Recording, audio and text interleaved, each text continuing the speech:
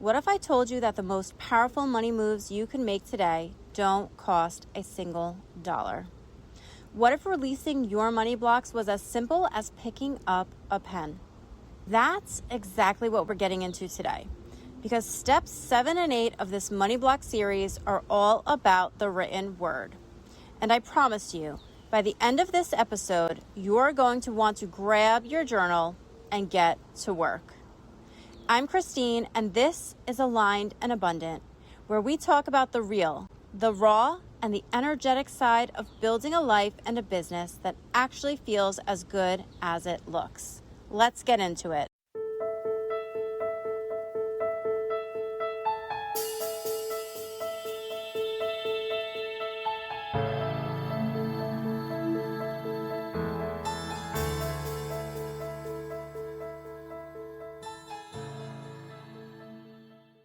Okay, so if you've been following along on this journey with me, first of all, I love you for that, seriously, because this series has become one of the most real things I've ever done on this podcast, and I couldn't be more excited that you're coming along with me on this journey.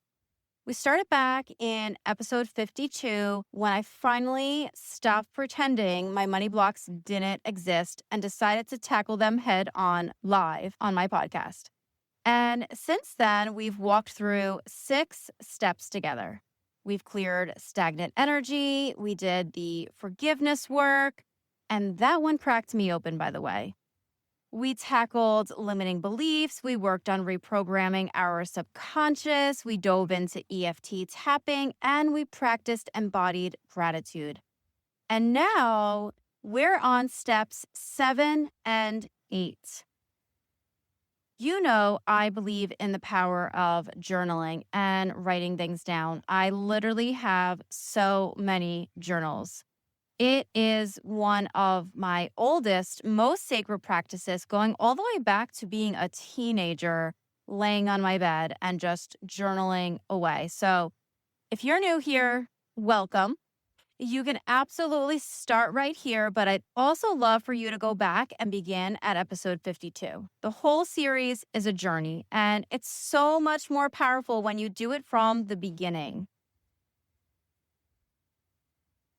Okay, step 7.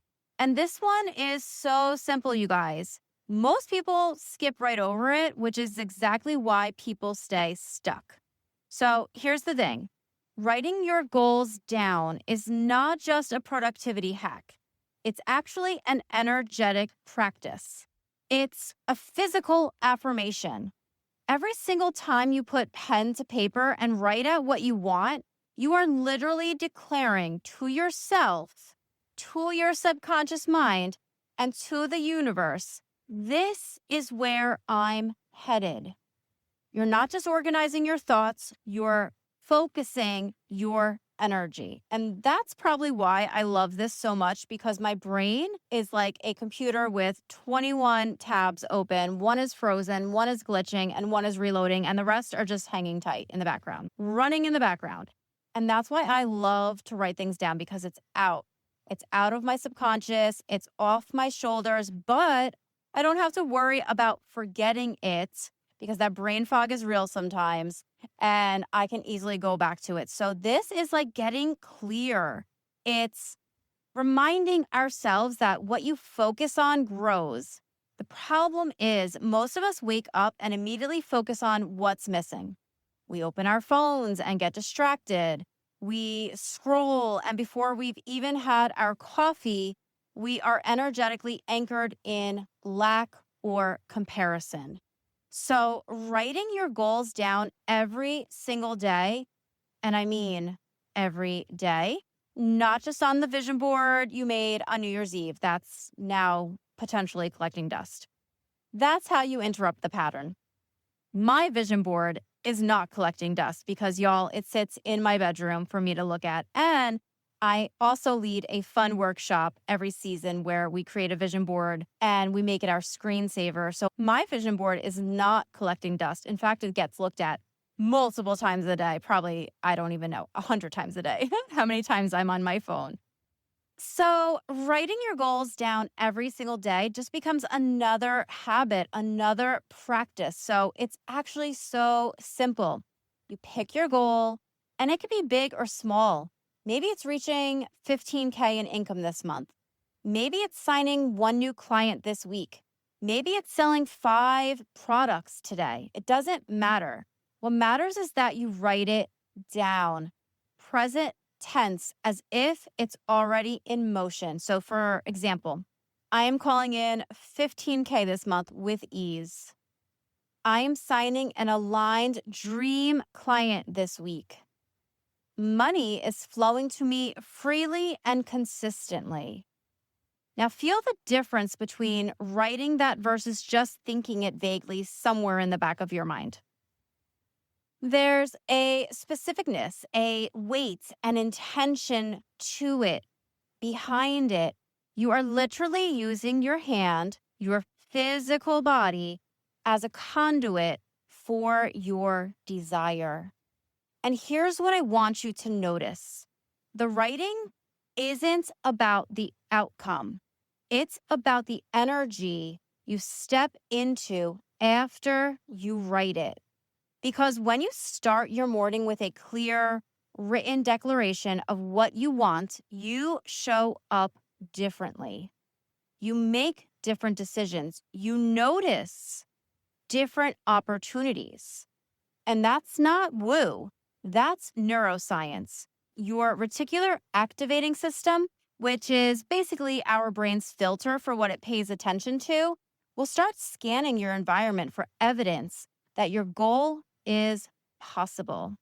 I remember when I was driving back in September of 2025 on I-95, and I had funly, right, in a fun way, funly is probably not a word, turned my car on my GPS in Google Maps to like a purple, fancy looking, I would say Lambo, right? And no lie, within like 20 minutes, I'm on I-95 and I seen the purple car literally right there driving alongside me. And I was like, wow, there it is. That's that reticular activation. It is the universe showing up, responding, saying, yes, this could in fact be yours. Let's be open to it. Let's play with this. So remember that everything begins with a shift. It is so, so important to start our day off on the best foot that we can. And speaking of showing up for yourself, that's exactly what happens when you step into the Soul Shine Collective. It's my school community where we do this work together: the goal writing, the journaling, the accountability, the sharing, all of it. There are 2 tiers to meet you exactly where you are: aligned and abundant. You don't have to do this work alone. In fact, it's so much more powerful when you don't have to. The link is in the show notes. Come check it out. Okay, step 8. And this one is close to my heart. Journal work. Real, honest, sitting with yourself, journal work. I have found journaling to be one of the most healing things that I've ever done in my life. And I know that sounds like something everyone says, but I mean it on a cellular level. Because what journaling does is it gives all the noise inside your head somewhere to go. And fun fact, I have journals that date all the way back to when I was a teenager. And it's so fun to go back and look at how much I've grown, how much I've changed, and guys, how much I've stayed the same, but like in a good way. My soul's calling has always been to help people. And only now, well, I will give myself way more credit than that. But now in my 40s, I am taking it to a whole other level. And it's so exciting and so fun. And I'm just playing with these things. I'm playing in the different modalities in which I can help people through Reiki, through tarot card and energy readings, reading astrocartography maps, which has been so much fun. And guys, I haven't gotten to it yet, but I'm going to tell you, in doing so many of these astrocartography reports that I've been channeling into, There are some common places that keep showing up in people's maps. And I'm like, okay, either I am calling in aligned people, which I'm going to put a yes to. I am. There's one or two places that keep showing up on like 90% of the maps that I've been reading. So stay tuned. That is definitely going to lead to something. And I can't wait to share it with you, but I'm not ready yet. But stay tuned because it's going to be really freaking cool. So, also plug, if you want your astrocartography map read, send me a link, send me an email, reach out to me. I will get that done for you because again, it's been so fun and the feedback has been so freaking amazing that like those are the things that like light my soul on fire when someone writes back and was like, "Holy shit, this is amazing. I always felt called to go here or I felt most at home when I was there." And it's just so cool. So get on board, send me that DM, let me know, yes, you want your astrocartography map report read, and we can even go a step further and hop on a Zoom call and go over it a little bit more deeply if you feel called. Or if you're shy, you can also just send me some questions via email, and that also gives me the space to write back to you. All right, back to journaling again with the writing, the writing, the writing. It's so freaking good. So, you know that thing when you're lying awake at 2 a.m. and your brain is running through every fear, every worst case scenario, every old wound, that stupid girl from 12th grade who pissed you off and ruined your life. That's what happens when thoughts have nowhere to go. Okay, they didn't get the invite to the party that's like upstate. They just circulate and they get louder and they stay on replay and they stay on the loop. No, no more. Journaling is a physical release. You are literally taking what's inside, the fear, the chaos, the stories, the patterns, and you are moving it out of your body and onto the page. So it's not just therapeutic, it's an energetic clearing. So let that shit go. Now, there's a million ways to journal: free writing, prompts, full stream of consciousness, gratitude list. All of it has value. But for money blocks specifically, here's how I like to use it. I use journaling to disprove the lies I've been telling myself about money and about my worthiness of it. Because here's the truth: the stories we carry about money aren't usually true. They're inherited. They were handed to us by our parents, by our culture, by a moment where we were 7 years old watching someone say, "We can't afford that." And we made meaning from that moment. And then we carried that meaning for decades to the point where we believe it to be true. So when we sit down and get curious with ourselves, and we may even seek the origin of where this belief came from, we usually uncover that these truths are not, in fact, true. So journaling is where you get to look that story in the eye and ask, is this actually true? And here are some fun prompts to start with. What's going on inside me right now around money? And then just let it pour out. And that's P-O-R, pour, okay? We're not associating money with poor, P-O-O-R. No filter, just right. No judgment. Let it all free flow out. Second question, what am I afraid of? Get specific. Is it that you'll never have enough? That you don't deserve it? That you're not trustworthy with money? Or that wanting money makes you greedy? Write it all down. And you might even want to go back to the time where you wrote down every limiting belief that you had around money, like I did in one of my previous episodes. And then you're going to ask yourself, you're going to go through each one.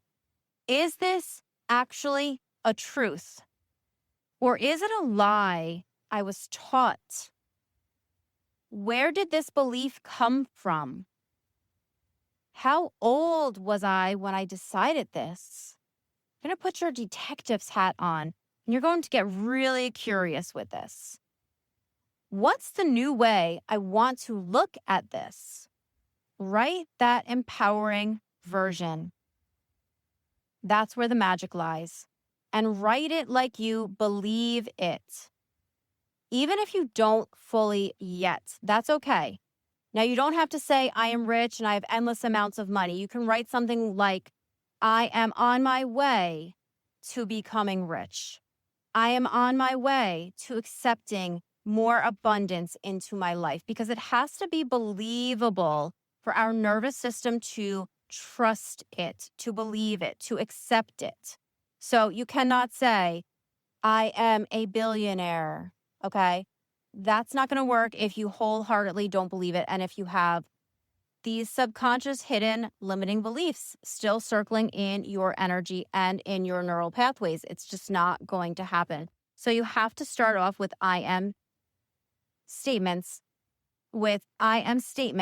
that are believable. And guys, I'm not afraid to use, AI. So if you need to say, hey, here are my beliefs, make them softer or more easeful to get into, go for it. Like, AI is not the enemy, but it's important to not believe everything that we get from AI. You still have to use your full discernment. You still have to feel into things, trust into things, and listen to your gut reaction. So don't just dive into AI and believe every single word, especially ChatGPT. ChatGPT is like your best friend. Like, I saw this one meme where it was so funny. It was like, it's not funny at all, guys. And I actually like have a personal story with this, but it can go on like a grief episode.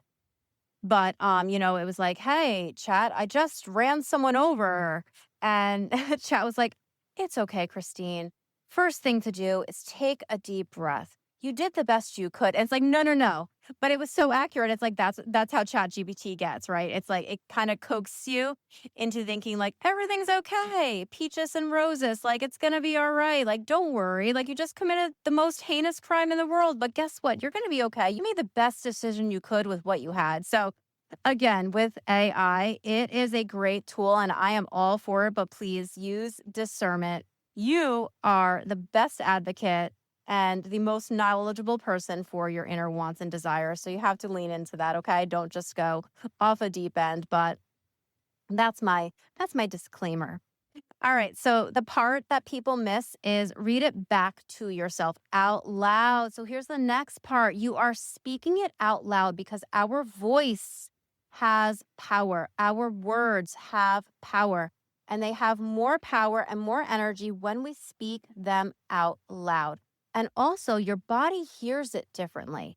Your nervous system engages. It's no longer just a thought, it becomes a declaration, which is the coolest thing that you can do for yourself. Declare what you are bringing into your future, which will become your present the more that you do this. And it will get easier. I promise you that. But we have to be dedicated to wanting the change. So I want to be really honest with you here, though. This kind of journaling, the kind where you actually dig in and look at the hard stuff, it can bring things up. It can be uncomfortable. You might cry. You might feel some resistance.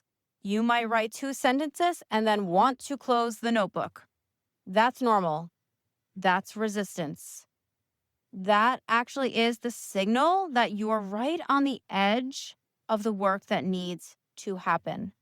So just keep going. Don't give up. If you need to walk away for a minute, walk away for a minute, but come back to it. Okay? The journal work isn't always pretty, but it is always worth it. So when I was writing down my list of limiting beliefs, and then I kept seeing the connection to money, to my self-worth, like that was a hard pill to swallow. But it was also the first step. It was the awareness. And then with the awareness, I can do something about it. And this is exactly the kind of work we go deeper on inside my one-on-one coaching container. Because journaling is powerful on its own and even more powerful when you have someone holding space with you, helping you see the patterns you can't yet see yourself, and then gently guiding you through what comes up. If you feel like you're ready for that level of support, send me a DM on Instagram at christine.marcario.coach and let's talk about what that could look like for you. So here's where I'm at with all of this personally. I have been doing both of these practices, the goal writing and the journaling, every single morning this week. And I want to tell you that it's not always been easy or Instagram worthy. There have been mornings where I sat down with my journal and what came out was messy, raw, and honestly, kind of uncomfortable sometimes. But what I've noticed is that the days I write my goals and do even 10 minutes of honest journal work, those are the days I feel the most in flow, the most clear, the most like myself, and like I can get shit done, like that type of energy, because I'm starting off with intention. I'm starting off with the focus of recognizing that this is something I am intentionally working on right now. And I think that's the whole point. We're not trying to manifest some distant future version of ourselves. We're trying to come home to the version of us that already knows she's worthy, already knows abundance is her birthright. The journaling just helps us remember. So we are officially in the home stretch of this series, you guys. Steps 9 and 10 are up next, and I cannot wait to share them with you. I cannot wait to experience them for you and come back and share. We're going to be talking about some of the final and honestly some of the most fun pieces of this puzzle. So make sure you're subscribed so you don't miss it. And before I let you go, your action step for this episode is simple, but don't let that fool you. Step 1, tonight or tomorrow morning, write down one financial goal. Present tense, specific. Feel it as you write it. Step 2, open a journal or even just the notes app on your phone if that's what you've got, and ask yourself, what am I believing about money right now that simply isn't true? And write it out. That's it. 2 things, but those 2 things done consistently, bam, that's the magic sauce. They will change you. And hey, if today's episode resonated with you, come say hi. Find me on Instagram at christine.marcario.coach and tell me you're doing the Money Block series. I would love to know. DM me your goal. Drop it in my inbox. Let's celebrate. Let me celebrate with you. And if you're not on my newsletter yet, the link is in the show notes. That's where I share the behind the scenes, the extra tools, and first access to everything I'm creating. You don't want to miss it.